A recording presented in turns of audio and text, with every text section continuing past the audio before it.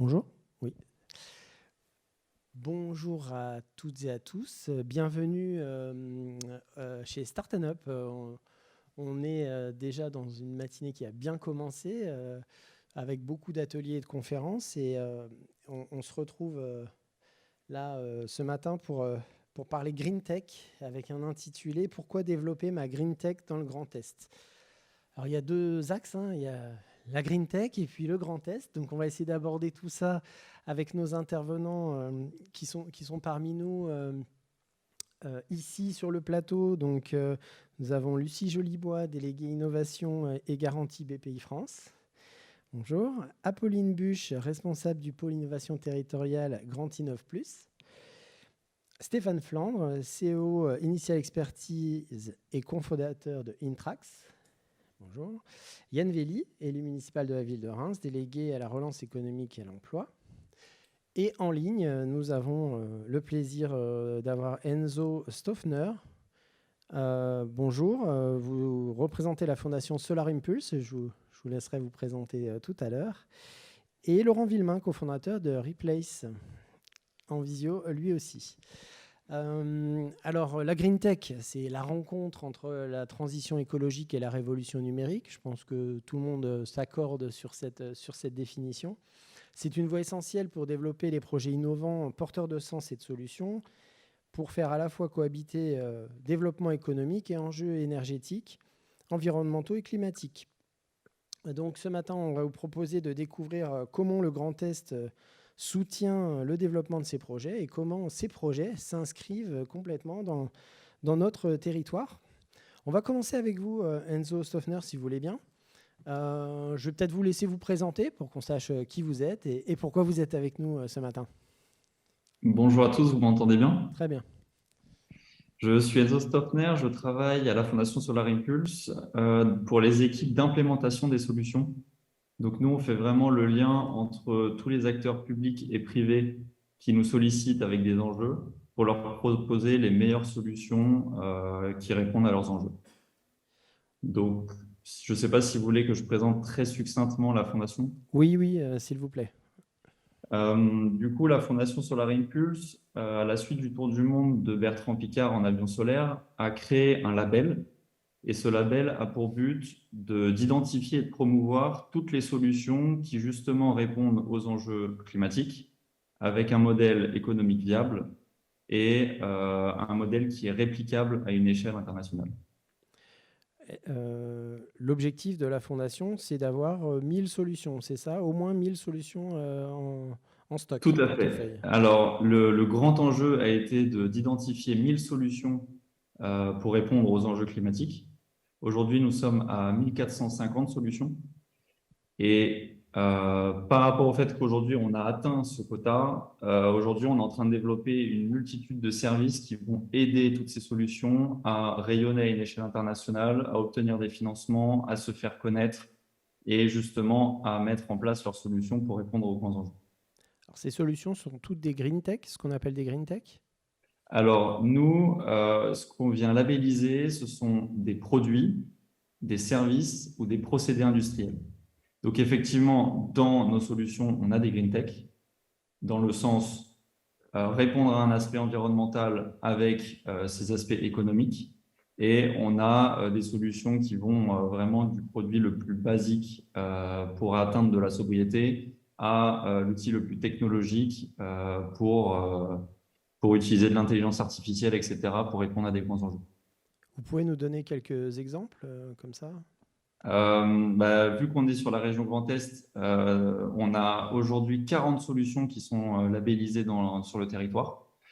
Et vu qu'on parle de Green Tech, j'ai deux exemples que je peux vous donner qui sont Urban Radar. Donc Urban Radar va utiliser justement du machine learning, de l'intelligence artificielle pour comprendre les flux de mobilité sur un territoire et donner justement des scénarios et des recommandations pour optimiser les routes de bus, les transports en commun, les voies, etc. Donc vraiment fluidifier les villes. Et sinon, on a un autre exemple qui est Syslor. qui permet de faire de la cartographie 3D pour visualiser les réseaux souterrains pour aider justement toutes les entreprises de travaux en voirie pour optimiser les travaux et faire le moins d'accidents possible. Comment ça se passe l'accompagnement quand vous avez ces 1450 solutions dans votre portefeuille? Comment vous les accompagnez?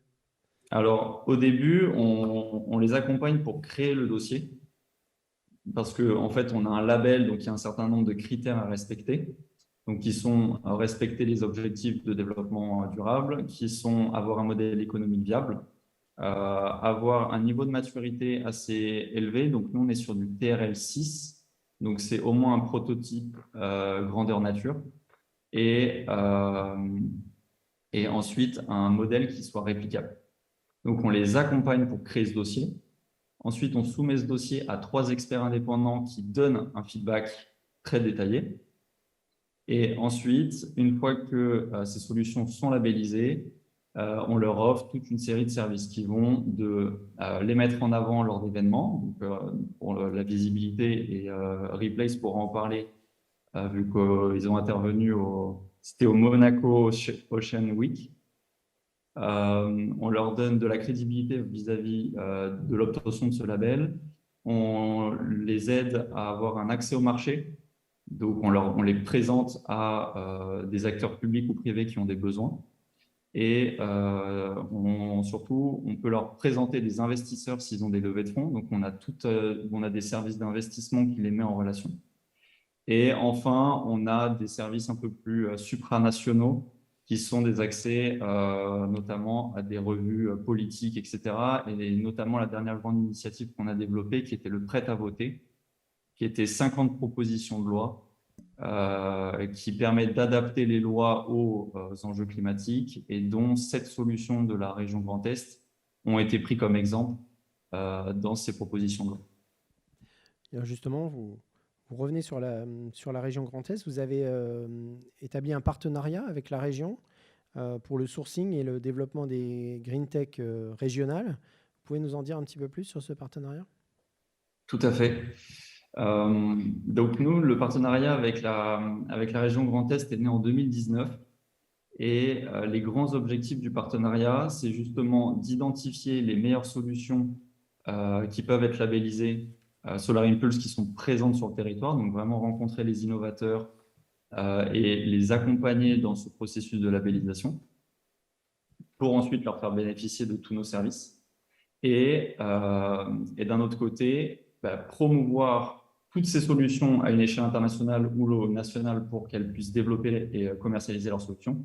Et d'un autre côté, de travailler avec la région Grand Est, les collectivités, tous les acteurs, pour répondre aux grands enjeux qui ont été identifiés, pour répondre à ces enjeux, donc en leur présentant soit des solutions de la région, soit des solutions qui viennent de notre portefeuille, de solutions qui sont vraiment sur toute la France, l'Europe ou le monde.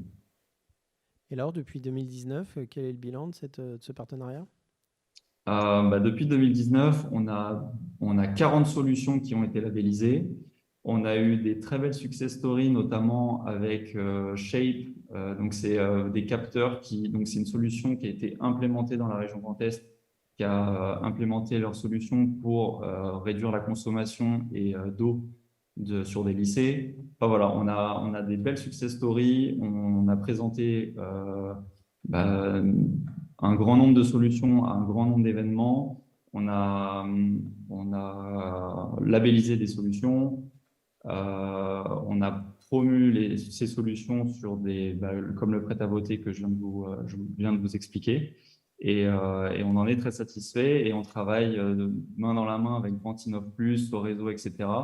pour justement créer vraiment des synergies entre tous les acteurs de la région et la Fondation Solar Impulse. Ok, merci. N'hésitez pas à intervenir à un moment dans les échanges si vous avez des choses à ajouter. Je vous propose, justement, on va continuer dans le Grand Est et avec Grand Innov Plus, avec vous, Apolline Buch. Vous êtes responsable du pôle innovation territoriale pour Grand Innov Plus. C'est ça. Bonjour et alors, si vous êtes parmi nous ce matin, c'est pour nous parler plus particulièrement du programme Sorezo. Oui, exactement. Donc Sorezo, c'est un programme qui a été initié par l'ADEME Grand Est et qui est soutenu par la région Grand Est, l'ADEME et des fonds européens, et qui vise à créer une plateforme régionale pour fédérer les green tech et les connecter aux entreprises. Et donc, comme l'évoquait Enzo, effectivement, sur tout ce qui est identification de green tech, on travaille avec la fondation Solar Impulse. Donc, nous, on a vraiment vocation à identifier les solutions développées par des entreprises régionales en Grand Est et à créer des partenariats avec la fondation Solar Impulse, par exemple, ou le réseau PEX au niveau national pour élargir le sourcing de solutions. Donc, vraiment un pan sur l'identification et un pan sur la connexion avec les entreprises. L'idée étant que les solutions proposées par les entreprises régionales puissent être implémentées dans les entreprises qui doivent opérer leur transformation énergétique et environnementale.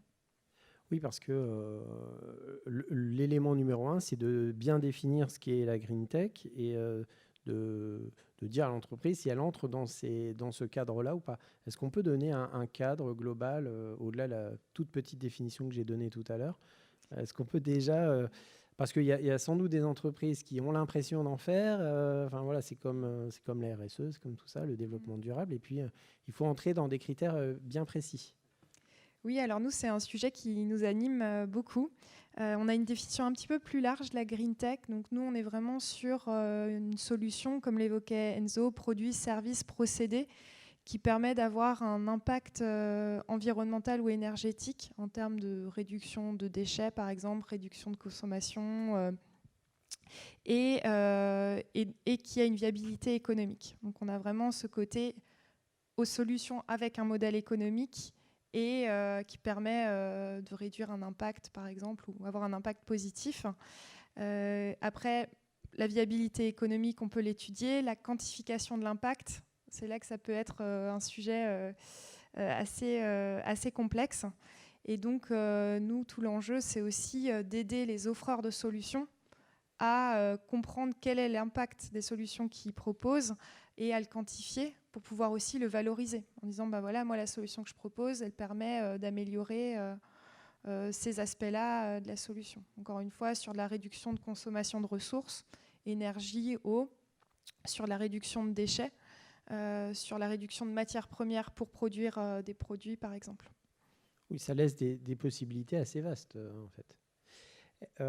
C'est une plateforme de mise en visibilité, hein, c'est ça? Il n'y a pas d'accompagnement. Comment ça se déroule sur le réseau? Oui. Alors nous, on est un programme. Donc aujourd'hui, on a un programme qui est dédié au green tech, adossé à un outil numérique. Donc on a une plateforme en ligne qui permet de mettre en avant les solutions qui sont référencées, qui permet aux entreprises de partager leurs besoins. Donc aujourd'hui, on a quelques premiers besoins qui ont été identifiés. Notamment sur des sujets émergents. Alors autant je pense que le sujet de l'énergie, tout le monde est bien au fait des enjeux vu le contexte, mais aussi sur des enjeux plus émergents autour de l'eau ou la préservation de la biodiversité. Et donc les entreprises font part de leurs besoins. Et nous, notre rôle, c'est de connecter ce besoin aux offreurs de solutions. Donc, on l'a dit, une quarantaine de solutions référencées dans tous les secteurs d'activité. Qu'est-ce qui ressort le plus là, dans le Grand Est? C'est quoi la tendance du Grand Est? Alors nous, nos 4 domaines qui restent des grandes thématiques, on a tout un volet autour de la transition énergétique, décarbonation, qualité de l'air, un volet autour de l'économie circulaire, la gestion des déchets, eau et biodiversité. Voilà, c'est les 4 thématiques prioritaires de la région Grand Est qui sont traitées. Aujourd'hui, la majorité des solutions sont quand même dans les domaines économie circulaire, déchets, transition énergétique. Donc là, on a pas mal d'entreprises qui proposent des solutions. Et un peu moins, mais c'est un challenge justement dans les domaines eau et biodiversité. Et avec un niveau de maturité, avec une exigence d'un niveau de maturité des entreprises quand même assez élevé. C'est pourquoi cette volonté? C'est pour faire un premier écrémage? C'est pour avoir des solutions qui ont déjà une certaine viabilité? En fait, à la base, le projet avait vraiment été pensé pour créer un acte au niveau de l'entreprise qui se transforme.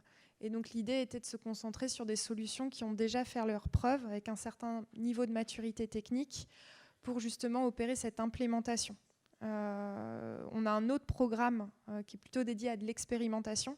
Et là, on est plutôt sur un programme qui se veut plus sur le sujet de l'implémentation. Et alors, quels sont vos objectifs? Là, on est à une quarantaine. Vos objectifs à long terme ou à moyen terme? Je ne sais pas jusque quand doit durer ce programme. Oui, alors nous, l'idée, c'est qu'on ait, on va dire, une centaine de solutions, sachant qu'aujourd'hui, là, on parle des solutions qui sont développées donc, par les entreprises qui sont basées en Grand Est. Ensuite, on a aussi un enjeu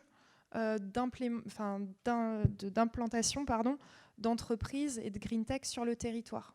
Donc on travaille avec le programme Invest Eastern France et en partenariat avec la fondation Solar Impulse pour aussi que le Grand Est soit une terre d'accueil sur des offreurs de solutions de demain qui répondront aux enjeux climatiques et énergétiques et qui puissent venir s'implanter ou s'industrialiser en Grand Est. Et alors, quels sont les arguments qu'on utilise pour leur dire je ne sais pas, aux Parisiens qui nous écoutent de venir en Grand Est? Alors, il me semble que la prochaine table ronde est dédiée au sujet de la bioéconomie, qui est quand même un gros atout de la région Grand Est en termes d'attractivité. Donc voilà, nous, on met en avant tout ce qui va être bioéconomie, agriculture. On a aussi des réseaux d'entreprises. On a des belles entreprises sur tout ce qui est photovoltaïque, qui créent une dynamique aussi. Et une forte volonté politique avec des aides qui permettent aussi aux entreprises de se développer dans le Grand Est, sur tout un parcours d'accompagnement et de financement. Un vrai écosystème sur lequel on peut s'appuyer. Je pense qu'on aura nos exemples tout à l'heure avec nos deux startups qui vont pouvoir nous en dire un petit peu plus. On va rester quand même dans l'accompagnement. Soyons patients, Stéphane. Voilà. on va rester dans l'accompagnement. Et pourquoi pas les financements, Lucie Jolibois avec vous. Vous êtes donc déléguée innovation et garantie BPI France. Oui. Il y a une vraie politique de la part de BPI France pour accompagner le monde de la green tech. Oui, alors bonjour à tous. Alors en effet, BPI France a lancé le plan climat en 2020. Et du coup, assurer le développement des offreurs de solutions, à savoir les green tech, fait partie d'un des 3 objectifs. À côté aussi, par exemple, de la mise en transition de toute entreprise. C'est un très, très gros volet chez nous. Finalement, on s'est rendu compte qu'on accompagnait déjà des green tech par nos solutions de financement en innovation, principalement. Mais c'est vrai que là, l'objectif, c'est vraiment de mettre l'accent sur ces sociétés. En gros, on a un peu 2 axes stratégiques, les deep tech, les green tech, et en espérant que ça devienne des startups industrielles derrière et créer de l'emploi localement. En fait, du coup, pour très rapidement quelques chiffres, on a accompagné l'année dernière au niveau national environ 1000 entreprises green tech pour un peu plus de 500 millions d'aides et de prêts chez BPI France, 200 millions aussi investis en fonds propres, donc en prise de participation. Et donc, en fait, l'objectif de tout ça, c'est d'accompagner, de financer les projets, de leur phase un peu de création, de validation du concept et que la solution est bien adaptée au marché jusqu'à son lancement. Et donc, en fait, on n'a pas d'offre, on n'a pas de produits dédiés green tech, finalement. Mais par contre, on utilise notre continuum de financement, on va dire classique, de l'innovation en général, et en espérant qu'on puisse l'accompagner sur bien d'autres sujets dans le futur. Et par contre, on a une très grosse priorité sur les green tech, c'est-à-dire que nous, quand on a un budget qu'on doit gérer, etc., quand on a un projet green tech qui nous arrive, on le regarde toujours avec un œil très bienveillant. Et en tout cas, on essaye, évidemment, il faut que tout tienne la route, mais c'est un petit peu ça. Après, voilà, pour vous rappeler un petit peu ce continuum, il y a des concours qui existent, iLab, iNov, par exemple. Ensuite, on peut accompagner par le biais d'aides, donc des petites subventions, attention, elles sont limitées, des prêts à taux bonifiés, même si en ce moment les taux augmentent beaucoup, et puis des principes aussi de prêts non affectés, où là on ne vient plus financer de la R&D, mais plutôt l'impulsion, le lancement commercial, des recrutements, avant, après levée de fonds. et pour, in fine, aller sur le lancement industriel et commercial. Donc tout ça, c'est notre dispositif d'aide et de prêt. Et puis à côté de tout ça, vous avez sans doute et obligatoirement entendu parler de France 2030, pour lequel BPI France est opérateur pour le compte de l'État. Et il y a plusieurs appels à projets qui ont été lancés et qui s'adressent finalement aussi au Green Tech. Alors pas tous, mais quand même je dirais une dizaine. Et puis au niveau régional, on a le PIA4, ou le volet France 2030, projet d'innovation, qui permet d'accompagner sur des montants de subventions ou d'avances remboursables un petit peu plus importants que ce qu'on sait faire sur nos propres budgets grâce à nos financeurs, à savoir l'État et la région, pour lequel le BPI France est instructeur. Et puis, en fait, tout ça, ça se fait dans un écosystème, comme vous l'avez dit. Donc, à côté de Grand Innov, à côté de l'ADEME, à côté des incubateurs aussi, qui accompagnent les projets depuis leur naissance. Et nous, on s'inscrit un petit peu dans la continuité de tout ça. Voilà, j'essaye de faire court. Ah, mais vous avez répondu à toutes les questions avant que je vous les pose, donc c'est formidable. Désolée. Et donc, en Grand Est, ça représente quoi? Vous avez parlé au niveau national et sur la région Oui. Alors moi, j'ai plutôt la vision Champagne-Ardenne, vous m'excuserez. Du coup, sur la Champagne-Ardenne, on est environ une petite trentaine de Green Tech qu'on a accompagnés. Alors, pas forcément cette année, mais historiquement.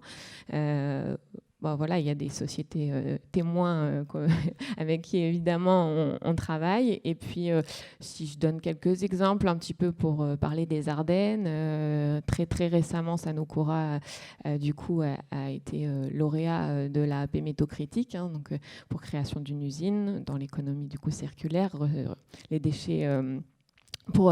sur les métaux critiques. Donc voilà, on a quelques exemples comme ça. C'est souvent des beaux projets, Urban Radar. Voilà, ce sont des sociétés qu'on accompagne. Et donc voilà, nous, on est à peu près à ça au niveau Champagne-Ardenne. Mes amis lorrains et alsaciens ont également à peu près un petit peu plus peut-être sur l'Alsace, mais de porteurs de projets dans des green tech. Voilà.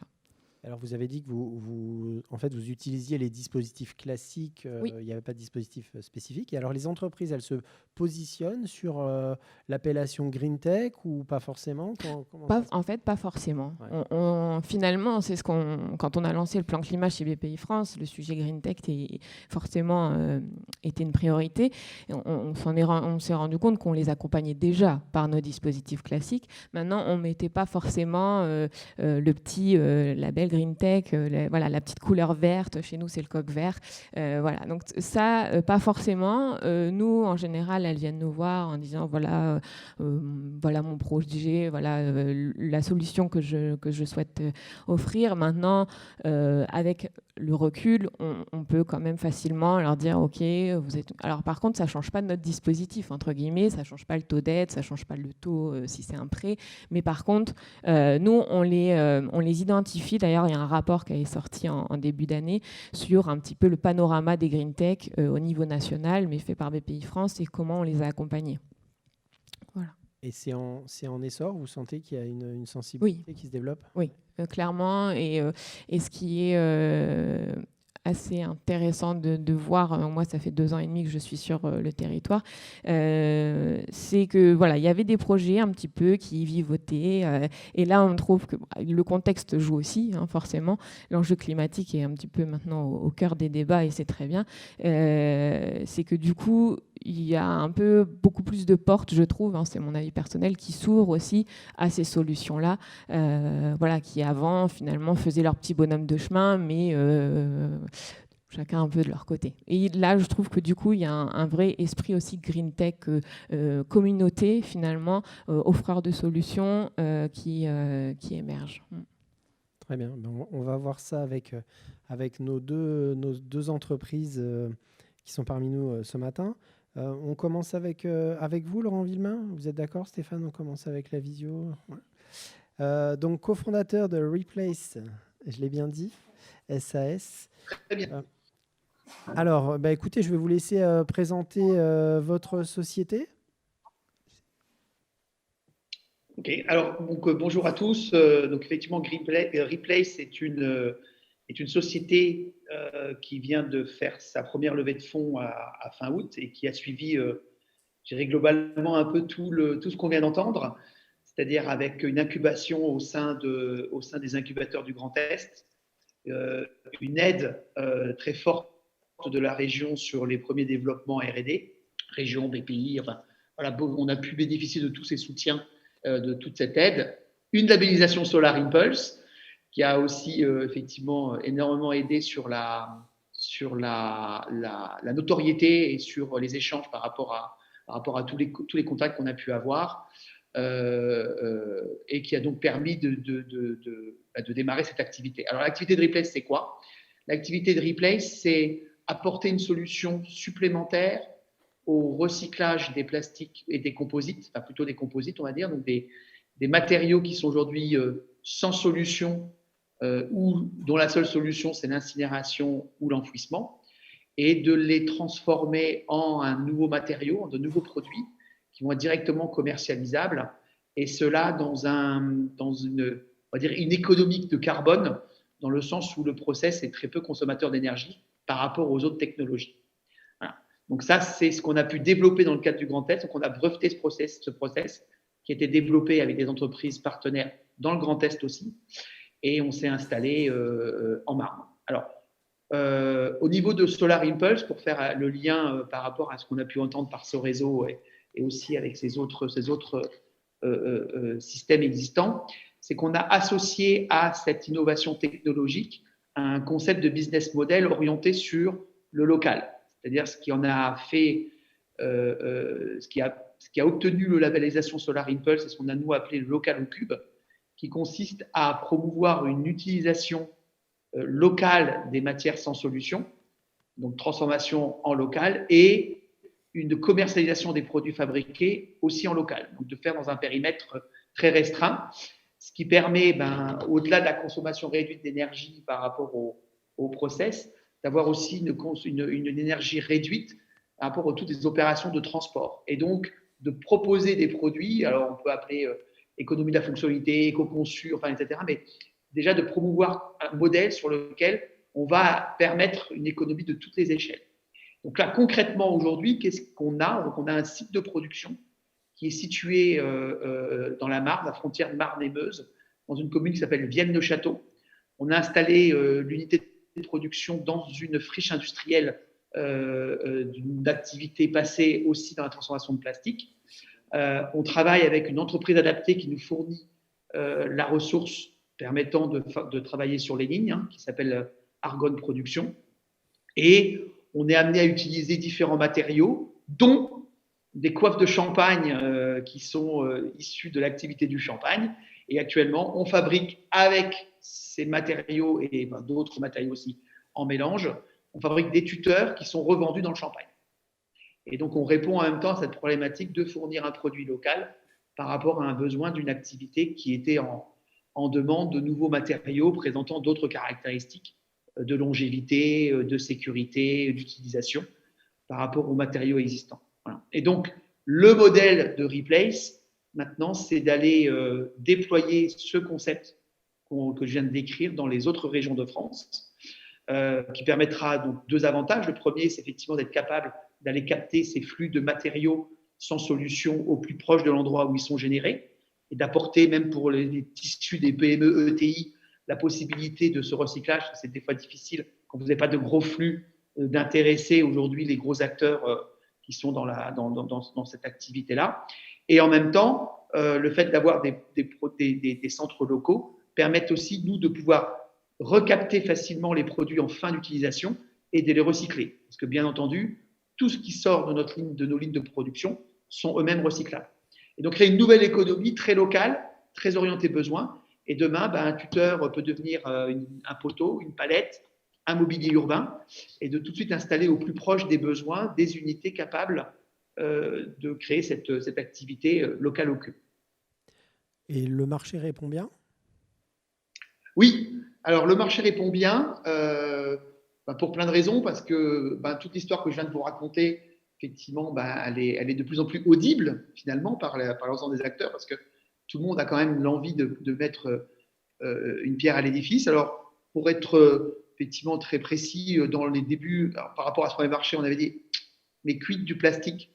plantés dans des vignes, hein, bien entendu, hein, c'est une question qu'on s'est posée.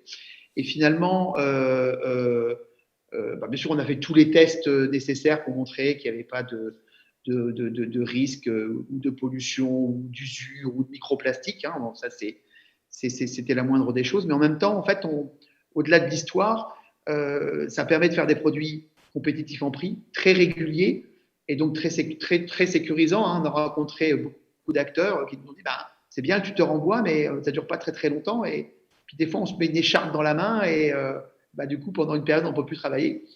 Et donc, effectivement, là, ça permet d'utilisation beaucoup plus sécuritaire, on va dire, du produit. Et fort de ce premier, on va dire, de cette première réussite en termes de produits, aujourd'hui, on se projette sur d'autres marchés. Hein, donc, je les ai cités rapidement, dont la palette, hein, une palette assemblée à partir de planches.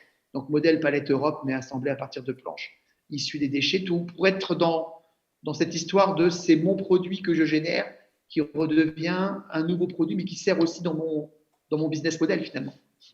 Et vous l'avez dit, vous êtes un pur produit de tout cet écosystème régional, avec tous les accompagnements et l'incubation notamment, hein, puisque vous étiez incubé pendant 3 ans à Metz.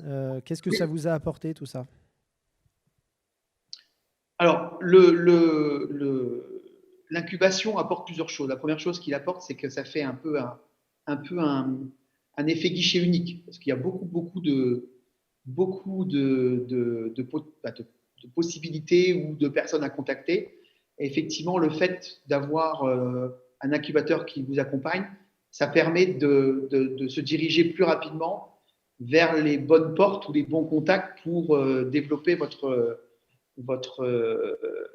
business. Ça, c'était le premier point. Le deuxième point, quand vous entreprenez, même si j'ai quelques cheveux gris, enfin, parce qu'ils restent, ils sont gris, un peu d'expérience, c'est sûr que se retrouver sur des projets avec Christian Horn, qui était le cofondateur avec moi, finalement, il y a plein de sujets où on n'a pas l'expertise, on n'a pas le recul, on peut être des fois la tête dans le guidon, et le fait de l'accompagnement aussi de l'incubateur, ça permet d'avoir quelque part une organisation au-dessus qui vous permet de vous recentrer, de vous aider à identifier vos priorités et de focuser sur les choses importantes.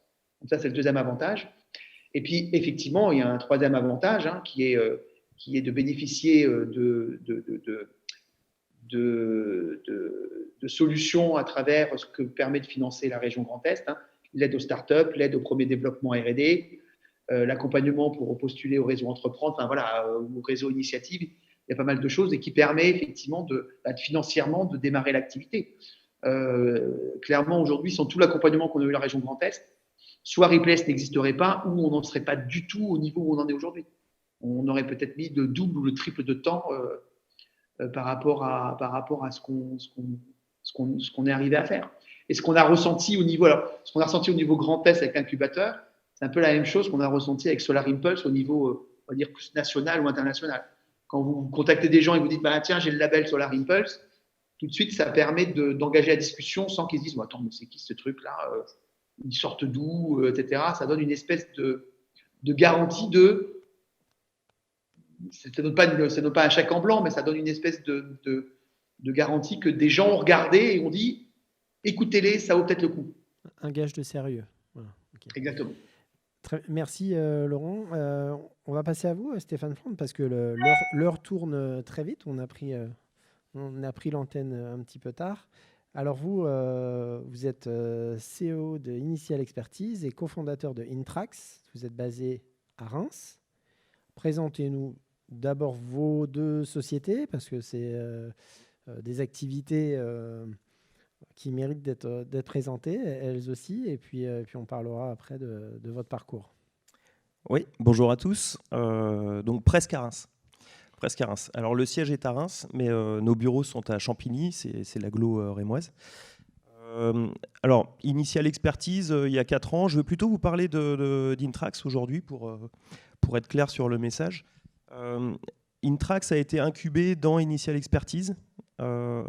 Et chez Intrax, en fait, on accompagne les comités de direction qui ont des entreprises qui ont des multisites, qui ont plusieurs sites à gérer. Et on fait du management énergétique avec les comités de direction. Alors évidemment, on a une plateforme qui fait de l'acquisition de données énergie. Et ensuite, une fois qu'on a ces données énergie dans notre plateforme qui s'appelle ISAC, on accompagne ces commissions décisionnelles en général sur des programmes d'investissement sur plusieurs années. Et on leur met en visibilité, je dirais, l'ensemble de leur patrimoine.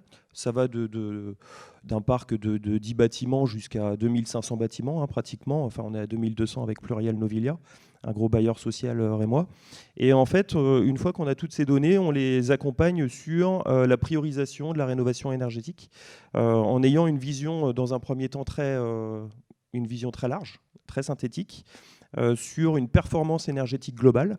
Donc on fait un point sur OK, vous en êtes où en 2021 ? Quelle est votre consommation globale de votre patrimoine ?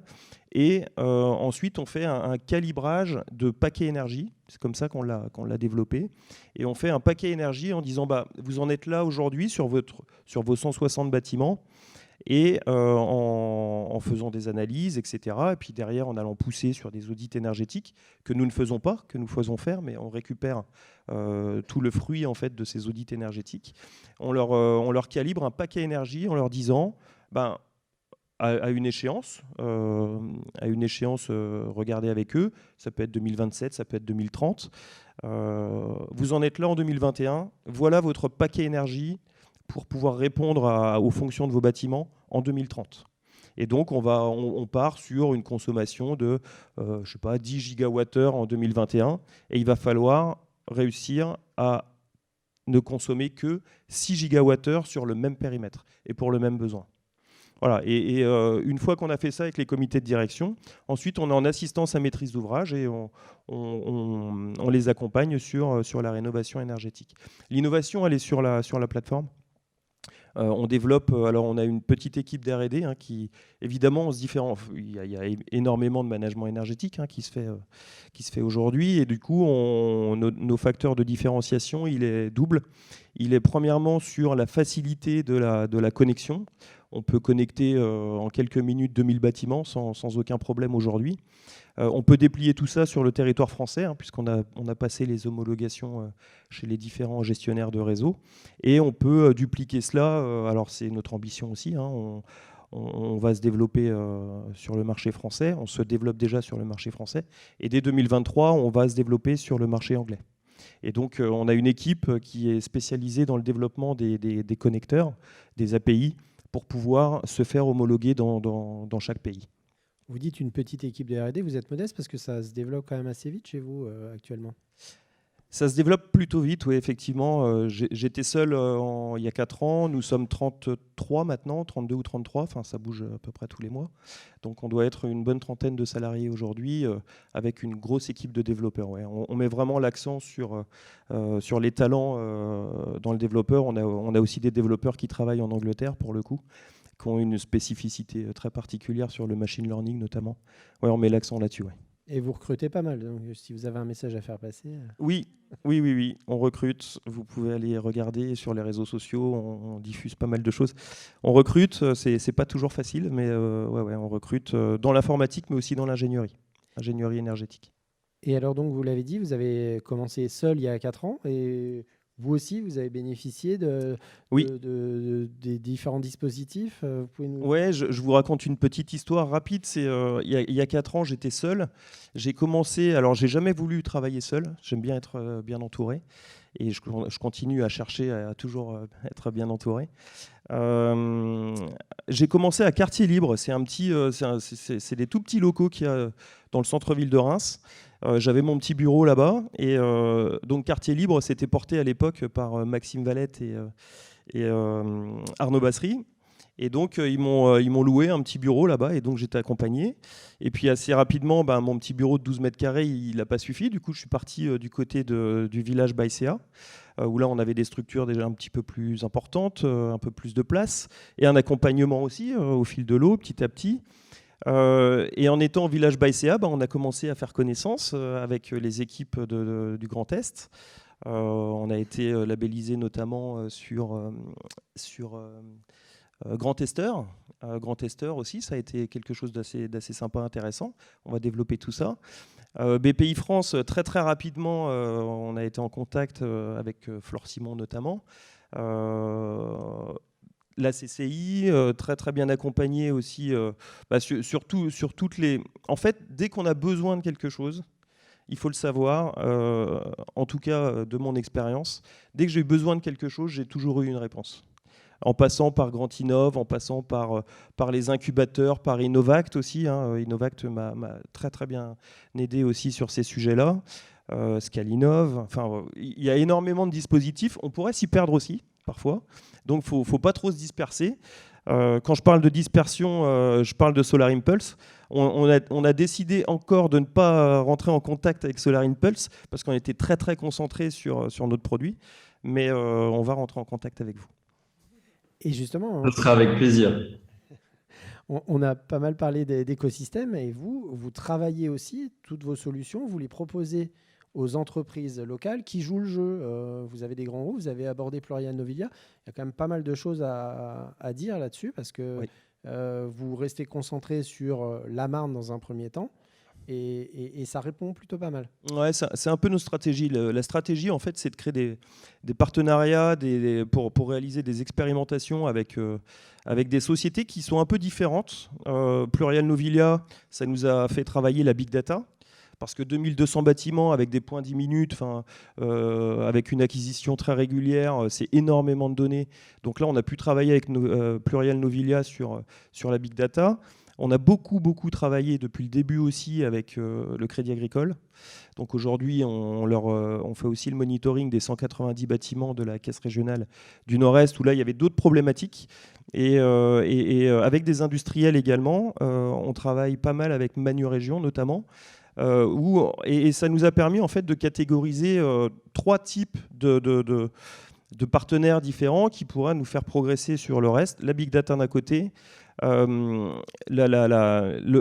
fort besoin de rénovation énergétique avec et puis ils s'inscrivent vraiment dans une stratégie RSE, le Crédit Agricole. Donc on les a vraiment accompagnés, on a accompagné les équipes de direction sur ces sujets. Et aussi le secteur industriel qui nous apporte une autre problématique. Je ne vais pas la détailler là, mais ça va nous permettre en fait de pouvoir déplier nos produits sur un panel relativement large déjà sur le territoire français et à l'international ensuite. Et quand même, une question qui me brûle les lèvres, pourquoi l'Angleterre ?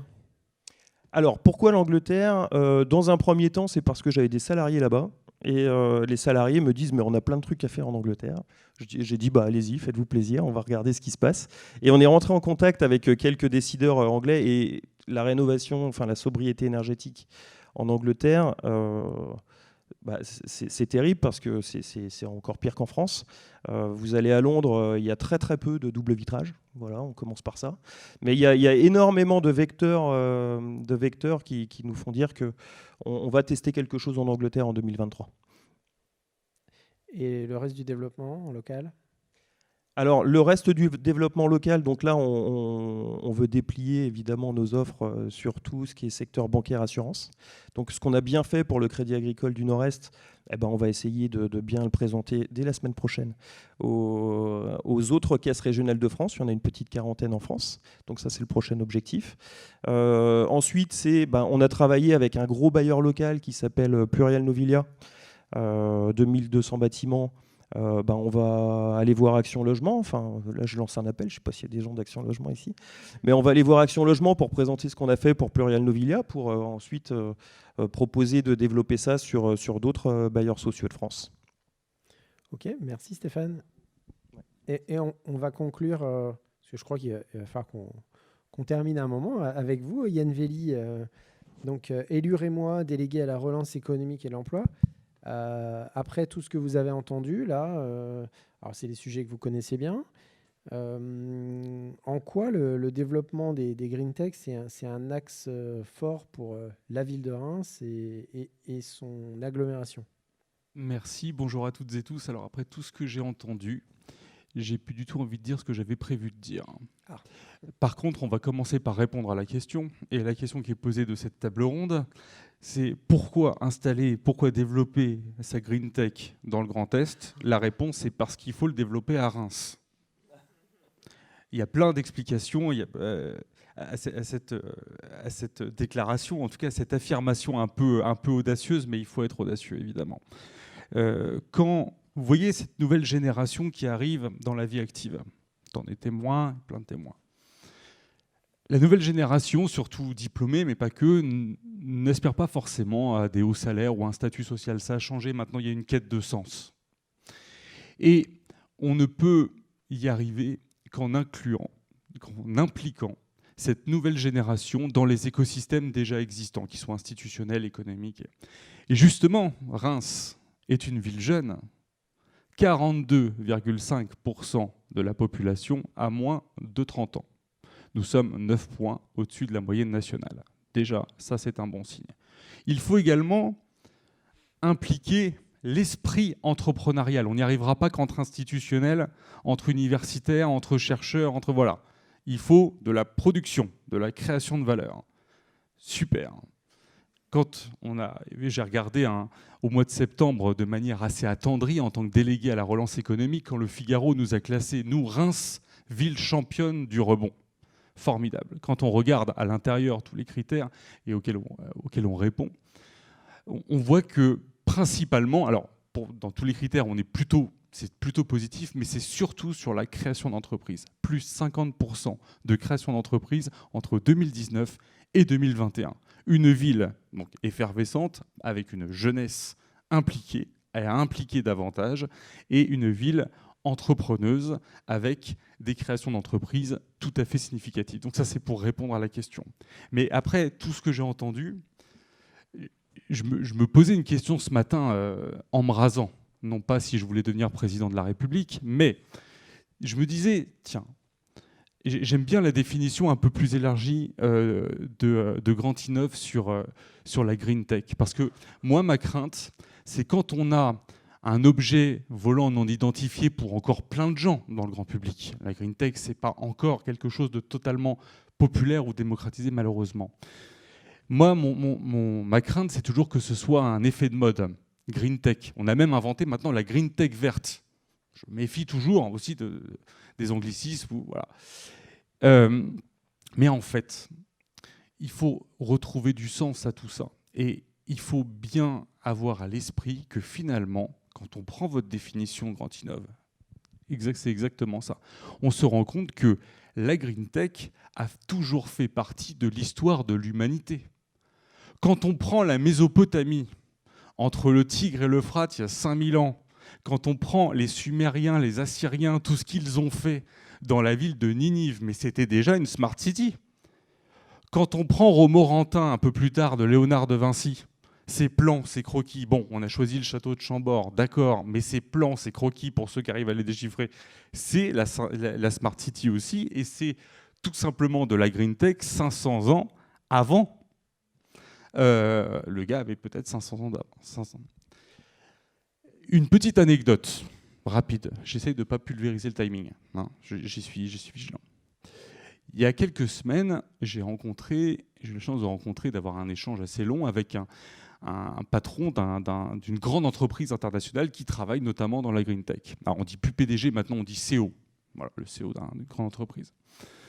Et il se posait la question, enfin, en fait, on s'interrogeait sur la question, vous savez, des agendas, des calendriers pour atteindre la neutralité carbone. Vous voyez qu'avec l'impulsion de l'Union européenne, notamment, mais aussi des États, des régions, on voit qu'on essaye d'accélérer le calendrier 2050, 2045, 2040, 2035 pour certaines institutions, etc., etc. Et en fait, il me dit, mais vous savez, M. Velli, en fait, la neutralité carbone, on peut l'atteindre en 2025. On a toute l'innovation, on a tout le patrimoine technologique. Tout le progrès est à notre portée, on l'a là. Il n'y a pas besoin d'inventer plus. Le sujet qui se pose, c'est l'appropriation de ce progrès, de cette technologie, de ces grappes technologiques et de ces innovations. Il s'interrogeait sur le fait que pour lui, en Belgique et en Espagne, ça roulait tout seul et qu'il y a des résistances en Allemagne et en France. Et C'est justement, c'est un vrai sujet, et l'innovation, une invention devient innovation à partir du moment où elle est appropriée par le grand public et qu'elle se répande, qu'elle se diffuse, qu'elle se disperse. On n'a pas besoin aujourd'hui d'avoir des inventeurs type professeur Tournesol qui nous inventent un requin qui va sous l'eau. C'est pas ça le sujet. Aujourd'hui, c'est vraiment d'étendre et de rendre accessible, d'inclure. Et là, il y a un marché. Il y a un marché pour nos entreprises, c'est-à-dire d'inclure, d'associer, d'impliquer le plus grand nombre, y compris ceux qui sont frappés de fractures numériques, parce que c'est un sujet. Des publics un peu moins académisés, c'est pas péjoratif que de dire ça, mais parfois il y a des sujets pour certaines applications et tout, il faut quand même un certain niveau quand même pour pouvoir l'intégrer dans notre quotidien. Donc ça, c'est un autre sujet. Le troisième que je voulais évoquer, c'est qu'on se rend bien compte que le domaine de la green tech, celui du développement durable, de l'écologie, tout ce thème qui est absolument transversal, demande une polyvalence. Et quand on regarde notre enseignement en France, on se rend compte que tout est segmenté, cloisonné, qu'il n'y a pas grand-chose qui est fait pour la transversalité. Si, c'est réservé aux élites. Normal Sup, Sciences Po, Polytechnique. Mais finalement, la polyvalence et la transversalité dans l'enseignement, elle n'est pas assez répandue et on est souvent conduit à se spécialiser et se hyper spécialiser. Sauf que là, on est sur des sujets totalement transversaux qui nous demandent à intégrer des connaissances scientifiques, technologiques, économiques, juridiques. En fait, il faut savoir un petit peu de tout. Or, on n'est pas tout à fait prêt pour ça. Et justement, j'en reviens à la question. J'essaye de conclure comme je peux. Il faut bien y arriver à un moment. Mais vous voyez, Reims est candidate pour devenir capitale européenne de la culture. Vous n'attendez pas à ce que je parle de ça aujourd'hui. Mais j'arrive toujours à glisser. Je n'ai pas vu venir là. Voilà. Mais c'est important, puisque notre thème, c'est quoi ? Notre thème, c'est l'assemblage. L'assemblage. C'est précisément ce qui nous anime aujourd'hui. La green tech, alors déjà en tant que champenois, on est censé bien s'en sortir sur l'assemblage. Mais l'assemblage des connaissances, l'assemblage des compétences, l'assemblage des énergies, c'est tout ça la green tech. Et finalement, notre ambition n'est pas des moindres, c'est de devenir tout simplement la capitale européenne de l'assemblage. Nous sommes dans le siècle de l'assemblage, puisque le numérique aujourd'hui, c'est l'assemblage de la radio, de la télé, du Minitel, du fax, de tout ce qui existe déjà comme canaux de transmission et d'information. Eh bien, au-delà du domaine de la dimension culturelle, c'est bien au-delà, c'est la capitale européenne de l'assemblage. Et peut-être même qu'un jour, on ne dira pas si on devient cette capitale européenne de l'assemblage, notamment avec l'énergie de la green tech. On a tout à Reims, écoutez-les. On a l'incubation, on a la maturation, on a l'accompagnement, on a les moyens, on a tout. Et en assemblant tout ça, tous ceux qui sont ici et tous ceux qui ne sont pas venus aujourd'hui et qui auraient dû venir ou qui sont avec nous déjà par la pensée, et bien finalement, on est au moment où, je le crois, Reims peut entrer solidement et a déjà un bel élan dans ce XXIe siècle. Et peut-être même qu'un jour, on dira même pas forcément Sciences Po Paris à Reims, mais peut-être Sciences Po Reims à Paris. Merci. Merci à toutes et à tous pour votre contribution. Je crois qu'on va être obligé de conclure. Et pour revenir sur vos propos, on a déjà eu des beaux exemples d'assemblage et notamment avec nos deux contributions de start-up là, sur le fait que l'écosystème local permet justement d'assembler les différents dispositifs et pour en retirer le meilleur, et je pense que ça va continuer encore longtemps. Je vous remercie beaucoup et je vous propose de terminer sur cette note pétillante.